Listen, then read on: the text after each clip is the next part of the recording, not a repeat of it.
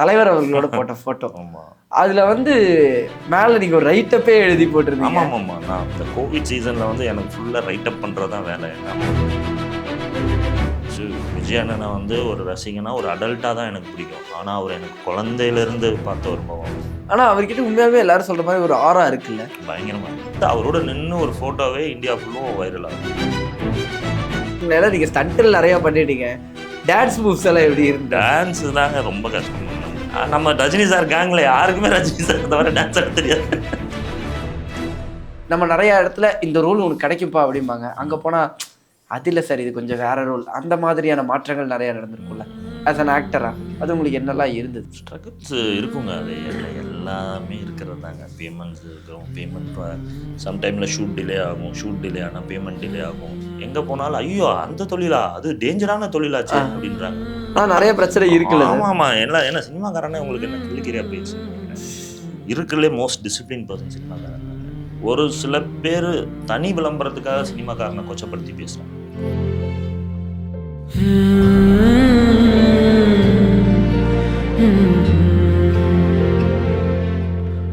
வணக்கம், நீங்கள் பார்த்துட்டு இருக்கிறது டேக் ஒன் தமிழ். நான் உங்கள் விஜய் பிராணேஷ். இன்னைக்கு என் கூட ஆக்டர் அர்ஜய் இருக்காரு. அவர்கிட்ட நிறைய விஷயங்கள் பேச போகிறோம்.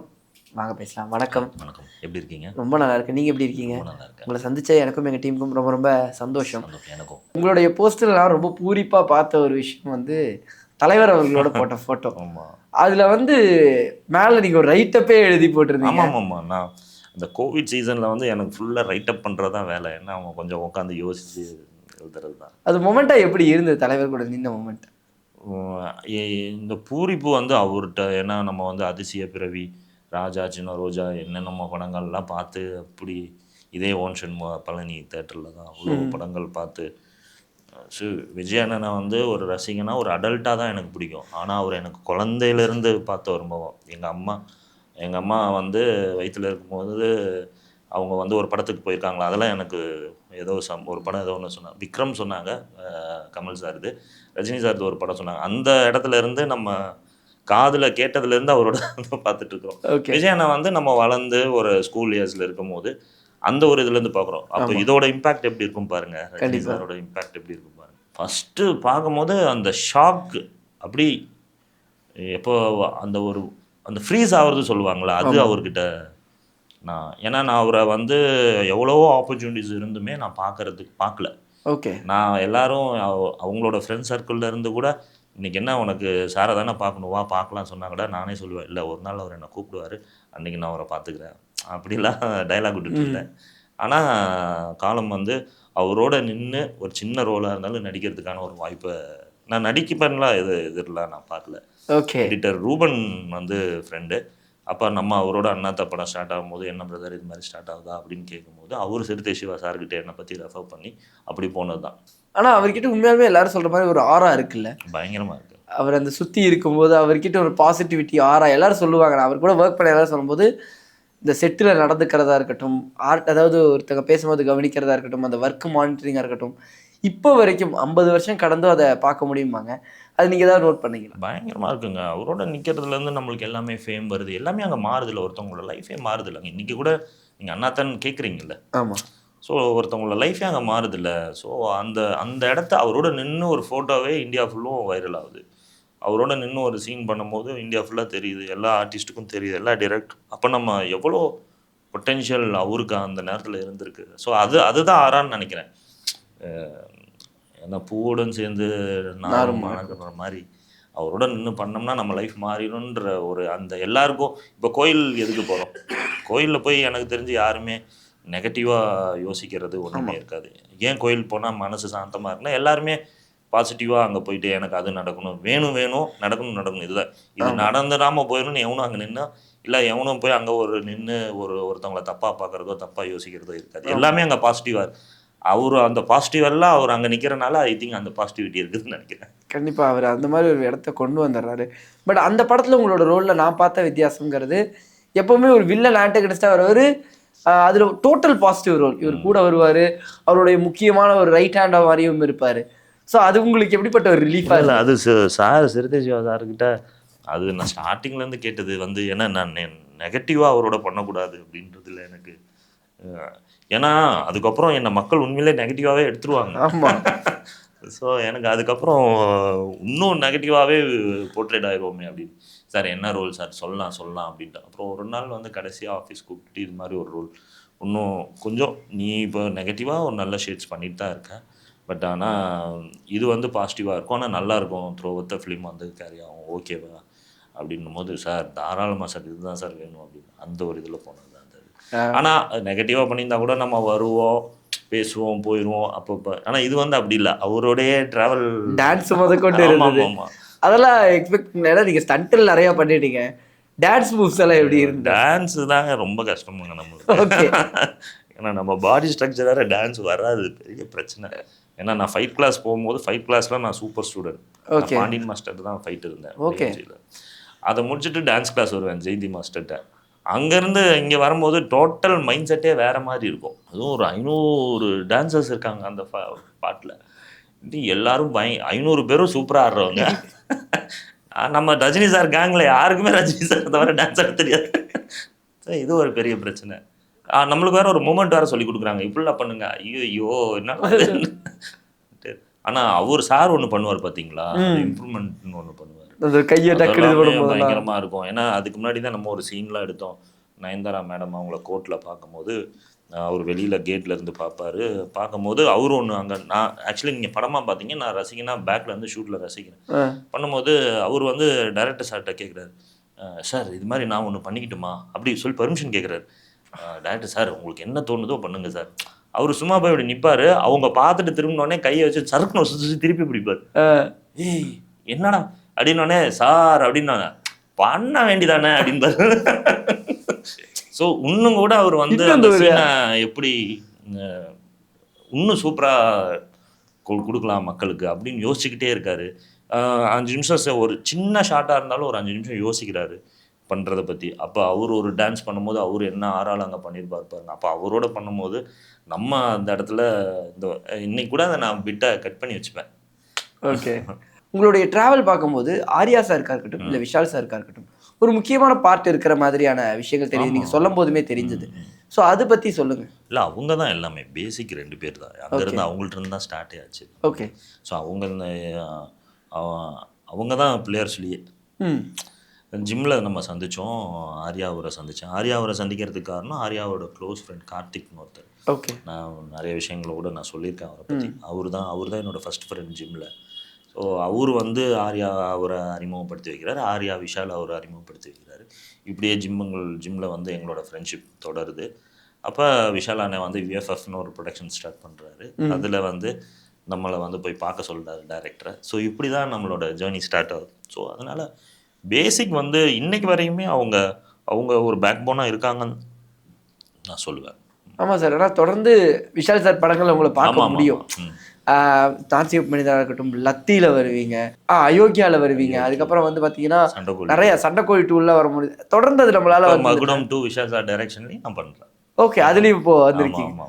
ஸோ தொடர்ந்து அவருடைய ட்ராவல் இருந்துகிட்டே இருக்கு. அவருக்கும் உங்களுக்குமான ஒரு கான்வர்சேஷன் இருக்கும்ல, எது மெயினாக இருக்கும் அந்த சினிமா பற்றி பேசும்போது? அவர் வந்து ஒரு ஓன் பிரதர் மாதிரி. எல்லா சினிமா கம்மியாக தான் பேசுவோம் அவர்கிட்ட. மற்றபடி ஹியூமரு மற்றபடி எல்லா விஷயங்களும். ஏன்னா நான் வந்து உங்களுடைய போஸ்ட் அவருக்கு பர்த்டேக்கு விஷஸ் பண்ணதை பார்த்தேன். ஒரு ஹார்ட் ஃபெல்ட்டாக நமக்கு ஒருத்தங்களுக்கு விஷ் பண்ணுவோம்ல, அதாவது நமக்கு தோணுறது எல்லாத்தையும் டைப் பண்ணி ஒரு சிலருக்கு தான் அது மாதிரி விஷ் பண்ணுவோம். அது மாதிரி ஒரு பேராகிராஃபாகவே அதை பார்த்தேன். அதுதான் சிம்பிளாக நான் இப்போ சொன்னேனே உங்களை, ஒரு ஓன் பிரதர் மாதிரி அவர். நம்ம எதுனாலும் நம்ம அண்ணங்கிட்ட போய் கேட்கலாம் அப்படின்ற ஒரு உரிமை இருக்குது 2 பேர்கிட்டையும். ஆர்யா அண்ணங்கிட்டையுமே சரி, விஷால் அண்ணங்கிட்டையுமே சரி. நம்ம நிறையா இடத்துல இந்த ரோல் உனக்கு கிடைக்கும்ப்பா அப்படிம்பாங்க. அங்கே போனால் அது இல்லை சார், இது கொஞ்சம் வேற ரோல். அந்த மாதிரியான மாற்றங்கள் நிறையா நடந்திருக்கும்ல ஆஸ் அன் ஆக்டரா. அது உங்களுக்கு என்னெல்லாம் இருந்தது? ஸ்ட்ரகிள்ஸ் இருக்குங்க. அது எல்லாமே இருக்கிறது தாங்க. பேமெண்ட்ஸ் இருக்கிறோம். பேமெண்ட் சம்டைமில் ஷூட் டிலே ஆனால் பேமெண்ட் டிலே ஆகும். நம்ம இந்த டேட்ஸை வந்து இங்கே கொடுத்துருப்போம், இதுக்காக ஒரு ப்ராஜெக்டை வேண்டான்னு சொல்லியிருப்போம். ஏன்னா இப்போ கமிட்மெண்ட்ஸ் இந்த ஃபெப் ஃபார் எக்ஸாம்பிள் இப்போ நம்ம ஃபெப்பில் இருக்கோம். இந்த ஃபெப்பில் நீங்கள் வேறு கமிட்மெண்ட் போயிடாதீங்க, ரொம்ப முக்கியம், நம்ம இதை முடிச்சிடலாம் அப்படின்னு சொல்லி அந்த ப்ரொடக்ஷன் வந்து நம்மள்ட்ட பேசியிருப்பாங்க. நம்ம இந்த ஃபெப்பில் வந்து வேறு படம் போகாமல் இருப்போம். சடனாக ஏதாவது ஒரு விஷயம், ஏன்னா சினிமான்றது ஒருத்தர் சம்மந்தப்பட்டது இல்லை, 100 பேரோட உழைப்பை சம்மந்தப்பட்டது. திடீர்னு ஏதாவது இதில் போஸ்ட்பெண்ட் ஆகும். ஸோ இப்போ என்ன ஆகும்னா, நம்மளுக்கு ஃபெப்பில் ஷூட் போகிறோமா போகலன்னு அவங்களுக்கும் தெரியாது, நம்மளுக்கும் தெரியாது. எங்கே போனாலும் ஐயோ அந்த தொழிலா அது டேஞ்சரான தொழிலாச்சே அப்படின்றாங்க. எந்த தொழில்டா உங்களுக்கு டேஞ்சர் இல்லை அப்படின்ற மாதிரி இருக்கு. கார்ப்பரேட் செக்ஷனில் டேஞ்சர் இல்லையா, இல்லை கட்டடம் கட்டுற தொழிலில் டேஞ்சர் இல்லையா? எல்லாமே தான் டேஞ்சர். எல்லாமே ஒரு நம்பிக்கை தானே. கரெக்டு தான். இப்போ இப்போயுமே ஒர்க்குன்னா மீடியா பர்சனுக்கு வேலை இது. சாரி, இப்போ ரீசெண்டாக நான் ஒருத்தரை சந்தித்தேன், மிகப்பெரிய புள்ளி அரசியல் இதில், சும்மா ஒரு நட்பின் வட்டாரத்தில் செஞ்சு. அவர் என்ன பார்த்து கேட்ட கேள்வியே என்ன பண்ணுறீங்க அப்படின்னா, நேரில் ஒரு அடையாளமே தெரியல அவர் தானோ, ஐயோ ரொம்ப டேஞ்சரான தொழிலாச்சு அப்படின்னு. அப்படின்னு என்ன டேஞ்சர்னா என்ன மீன் பண்ணுறீங்க அப்படின்னு கேட்டேன்.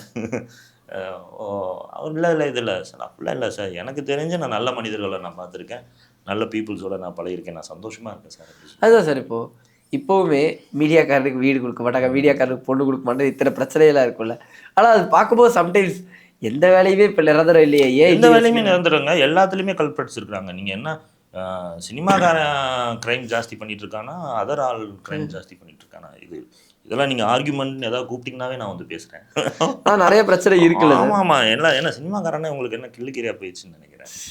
இருக்குல்லே மோஸ்ட் டிசிப்ளின் பர்சன் சினிமாக்காரன் தாங்க. கரெக்டாக சாப்பிடுவான், கரெக்டாக ஒர்க் அவுட் பண்ணுவான். யாரோ ஒரு சில பேர் பண்ணுற தப்புனால எல்லா சினிமாக்காரனையும் எப்படி சொல்கிறது, உடனே இவங்க குடிக்கிறானுங்க, அவன் தான் இங்கே குடிக்கல, எல்லாம் லிமிட்டோடு இருந்தால் நல்லது தான். 1000 கோடி குடித்தா மட்டும் தப்பு. ஆமாம் 1000 கோடி 2000 கோடி இங்கே கலெக்ஷன் ஆகிட்டு இருக்கு, அது தப்பு கிடையாது. அதுதான் கேட்க வந்தேன். 1000 கோடி கலெக்ஷன்ல சினிமாக்காரன் மட்டும் தான் குடிச்சிட்டு கலெக்ஷன் வந்துருச்சு அப்படின்ற மாதிரி குடியாரன் இது அப்படிலாம் இல்லவே இல்லைங்க. அது புரிதலே தப்பாக இருக்குங்க. அது ஒரு சில பேர் தனி விளம்பரத்துக்காக சினிமாக்காரனை கொச்சப்படுத்தி பேசுகிறாங்க. ஆடிஷன் டைம்ஸ் எல்லாம் கடந்து தான் வந்திருப்பீங்க. டூயூசி இப்போ சோஷியல் மீடியா சோஷியல் மீடியா வரதும் நீங்கள் ஆடிஷன் ஃபேஸ் பண்ணி வரதும் சிமிலராக தான் இருக்குதுன்னு நினைக்கிறீங்களா, இல்லை உங்களுக்கு அதில் டிஃப்ரென்சஸ் ஏதாவது ஃபீல் பண்ணுறீங்களா? இல்லைங்க, டோட்டலி வித்தியாசங்க. ஆனால் எனக்கு இதில் ஒரு தனிப்பட்ட கருத்து நான் யாரையும் குறிப்பிட்டு நான் சொல்ல விரும்பல. ஏன் கூட ஃபைட் கிளாஸில் காலையில் 5 மணிக்கு நான் வந்து ஃபைட் கிளாஸில் நான் இருக்கணும். நான் பேசுகிறது 2009-8 5 மணிக்கு நான் இல்லை அப்படின்னா 5:10 5:15 நான் உள்ளே போனேன் அப்படின்னா பாண்டியன் மாஸ்டர் வந்து என்னை வந்து கிளாஸ் உள்ள அலோவ் பண்ண மாட்டார். 15 மினிட்ஸ் டிலே ஆச்சுன்னா என்னை அலோவ் பண்ண மாட்டார். அன்றைக்கி வந்து பனிஷ்மெண்ட்டாக அந்த ஒய்எம்சிஏ கிரவுண்டை வந்து ரவுண்ட் அடிக்க சொல்லுவார், ஓட சொல்லுவார். ஓகே. ஸோ ஓடினதுக்கப்புறம் தான் நம்ம உள்ள கிளாஸ் உள்ளே போக முடியும். அவர் சொல்கிற டைமில் வரையும் நம்ம ஓடிட்டே இருக்கணும் நான் ஸ்டாப்பாக. ஸோ இவ்வளோ பெரிய பனிஷ்மெண்ட்ஸ். ஏன்னா அவர் அங்கே எங்களுக்கு சொல்லிக் கொடுத்தது வந்து டிசிப்ளின், டைம் டிசிப்ளின். என்ன மாதிரி அங்கே என் கூட பண்ணவங்க வந்து ஒரு 10-20 பேர் இருக்காங்க. அதில் ஒரு 4-5 பேர் தான் இன்றைக்கி நாங்கள் நடிக்கிறோம். இன்னும் 10 பேருமே வந்து சினிமா முயற்சிகளில் இருக்காங்க, வேறு தொழில்கள் ஏதோ சர்வேலுக்காக பண்ணிகிட்ருக்காங்க. நான் எங்கே போனாலுமே வந்து அவங்களையுமே ரெஃபர் பண்ணுறேன். இப்போ மதுரையிலேருந்து ஒரு பையன் மகேந்திரன் ஒரு பையன் இருக்கான். இப்போ அந்த பையன்லாம் வந்து கூட அண்ணா இதெல்லாம் எதாவதுனா கூட அந்த பையனையும் நான் எல்லா இடத்துலையும் ரெஃபர் பண்ணுறேன். பட் என்னன்னா இந்த இப்போ நீங்கள் சொல்கிறீங்க பார்த்தீங்களா சோஷியல் மீடியாஸ் இவங்கள ப்ளேஸ் பண்ணுறாங்க. ஸோ இதில் வந்து எனக்கு என்னடா இது ஒரு பெரிய முரண்பாடான கருத்துக்கள் இங்கே இருக்குது. ஏன்னா அந்த பையன் வந்து ஒரு 10 வருஷமாக ஃபைட்டு டான்ஸு எல்லாம் கற்றுக்கிட்டு, ஆனால் சோஷியல் மீடியான்ற ஒரு பூமில் வந்து அவங்க நடிக்கிறாங்க. இது தப்பாக ரைட்டான்னு எனக்கே அது தெரியல. ஃபஸ்ட்டு இவங்க யாருன்னு எனக்கு தெரியல. இவங்களுக்கு பின்னாடி என்ன ஒர்க் பண்ணியிருக்காங்க சினிமாவுக்கு ஐ திங்க் அவங்க பெருசாக ஏதாவது பின்னாடி ஒர்க் பண்ணிட்டு வந்திருந்துருக்கலாம். அதனால அவங்க வந்து மீடியாவில் இந்த சோஷியல் ஏதாவது பண்ணியிருக்கலாம் அப்படின்னு நான் எடுத்துக்கிறேன் இப்போ. ஆனால் எனக்கு பர்சனலாக என்ன கேட்டிங்கன்னா எனக்கு இது ஒரு ஆதங்கம் இருக்குது. என்னடா அந்த பையன் ஒரு 10 வருஷமாக ட்ரை பண்ணுறான், ஒரு 1-2 ஃபிலிம் தான் பண்ணியிருக்கான், நம்ம இன்றைக்கி எல்லா பக்கமும் போய் படம் பண்ணுறோம் பிரதர், சொல்லுங்கள் பிரதர், நம்ம சொல்லுவோம், அவங்க ஃபோட்டோவும் வாங்கி அனுப்புவோம். பட் கடைக்குள்ள திடீர்னு வேறு ஏதாவது ப்ளேஸ் பண்ணும்போது, இல்லை பர்டிகுலராக இந்த மாதிரி சோஷியல் சம்மந்தம் மீடியா பற்றி ப்ளேஸ் பண்ணும்போது நம்மளுக்கு ரொம்ப வருத்தமாக இருக்குது. என்னடா அந்த பையனுக்கு கிடைக்கலையே அப்படின்ற மாதிரி.